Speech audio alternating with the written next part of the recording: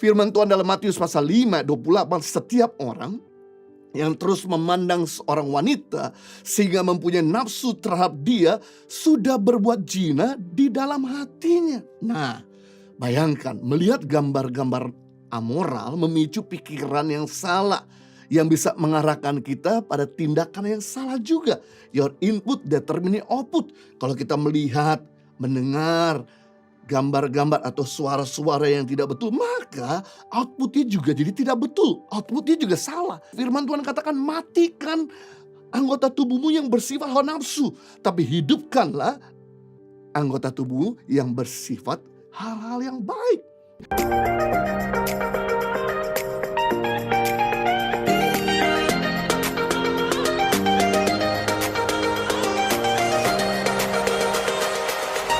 Dampak dan solusi pornografi.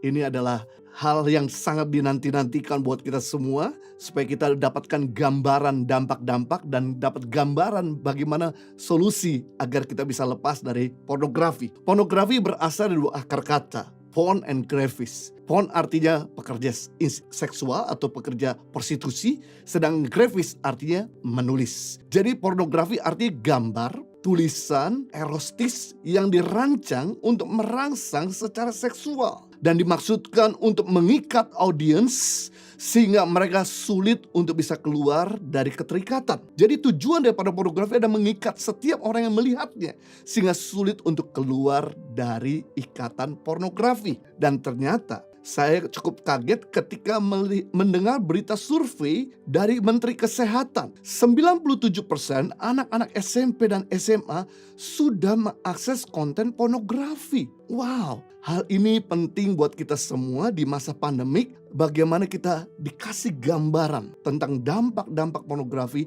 dan solusinya. Mari kita lihat ayat firman Tuhan tentang hal ini. Kolose pasal 3 ayat 5 dan 6. Karena itu matikanlah dalam dirimu segala sesuatu yang duniawi, yaitu percabulan, kenajisan, hawa nafsu, nafsu jahat, dan juga keserakahan yang sama dengan penyembahan berhala. Semua itu mendatangkan murka Allah atas orang-orang durhaka. Jadi kita bisa lihat firman Tuhan mengatakan untuk kita mematikan hawa nafsu, anggota tubuh yang dipakai untuk memuaskan hawa nafsu. Kata mematikan artinya padamkan, hentikan, bunuh, buang jauh-jauh. Jangan mendekat, jangan bangunkan keinginan yang bersifat menuruti hawa nafsu. Karena semua itu akan merusak hidup kita hari ini dan bahkan hidup kita di masa yang akan datang. Melihat pornografi bukannya mematikan hasrat yang salah, melainkan justru menghidupkan menjadi semakin menyala. Hal ini membuat seseorang menjadi kotor dalam pikiran, najis dalam perbuatannya. Namun jika kita menggunakan anggota tubuh kita kepada hal-hal yang berguna, maka akan sangat menguntungkan diri kita dan orang lain. Ada sebuah kesaksian di mana ketika kita memaksimalkan anggota tubuh kita, ini sangat berdampak dan bermanfaat buat diri kita dan bahkan buat yang lain. Ada seorang anak muda dari kota Sydney yang punya kerinduan untuk keliling benua Australia. Namun dia mau buktikan bahwa dia bisa keliling benua Australia tanpa uang. Asalkan dia menggunakan anggota tubuhnya untuk bekerja dengan baik.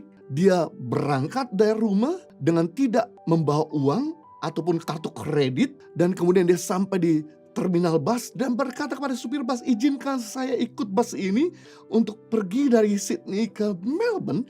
Nanti sampai di kota Melbourne saya akan membersihkan bus Anda. Dan kemudian supir berkata, sok silakan. Dan dia masuk dan sampai di kota Melbourne. Betul, dia tepati janjinya, dia bersihkan bus itu. Supir senang sekali. Karena untuk membersihkan bus biayanya cukup besar, cukup tinggi. Dan anak muda ini mau melakukannya. Dan kemudian ketika dia selesai, dia masuk ke sebuah tempat penginapan. Dan dia minta izin sama manajernya. Izinkan saya nginep di hotel ini dan saya akan kerja di hotel Anda. Apa saja yang saya bisa kerjakan. Dan kemudian singkat cerita dia diizinkan untuk istirahat. Dan kemudian besok pagi dia bangun, dia jadi porter, ngangkat koper, melayani customer. Dan kemudian tiba-tiba internet mati. Dia bisa mengerti bagaimana membetulkan jaringan internet dengan baik. Dan akhirnya bekerja di hotel tersebut. Suatu kali dia bosan dengan makanan hotel dan kemudian dia pergi ke Chinese restaurant. Dan dia berkata yang sama, saya pengen makan di restoranmu tapi saya gak punya uang untuk membayar. Tapi saya janji setelah saya makan saya akan kerja. Jadi apa saja untuk membantu membayar gantinya saya makan di restoranmu. Singkat cerita, pemilik restoran memberi dia makan dan betul dia cuci piring, kemudian jadi kitchen hand, dan kemudian dia bisa masak juga. Pemilik restoran senang, dikasihlah tips, dikasihlah uang. Dan kemudian dia lakukan ini juga di kota Adelaide. Dia pergi lagi ke Perth, dia pergi lagi ke Darwin, dia pergi lagi ke Queensland, Brisbane, Gold Coast, dan kembali ke kota Sydney. Selama 1 bulan dia keliling benua Australia menggunakan anggota tubuhnya tanpa uang. Dia bisa berhasil mengumpulkan, kalau dirupiahkan, 66 juta rupiah. Merupakan hal yang sangat bermanfaat buat kita kalau kita tuh menggunakan anggota tubuh kita kepada hal-hal yang berguna. Makanya firman Tuhan katakan, matikan anggota tubuhmu yang bersifat hawa nafsu, tapi hidupkanlah anggota tubuh yang bersifat hal-hal yang baik. Firman Tuhan dalam Matius pasal 5, 28, setiap orang yang terus memandang seorang wanita sehingga mempunyai nafsu terhadap dia sudah berbuat zina di dalam hatinya. Nah, bayangkan melihat gambar-gambar amoral memicu pikiran yang salah yang bisa mengarahkan kita pada tindakan yang salah juga. Your input determine output. Kalau kita melihat, mendengar gambar-gambar atau suara-suara yang tidak betul, maka outputnya juga jadi tidak betul. Outputnya juga salah.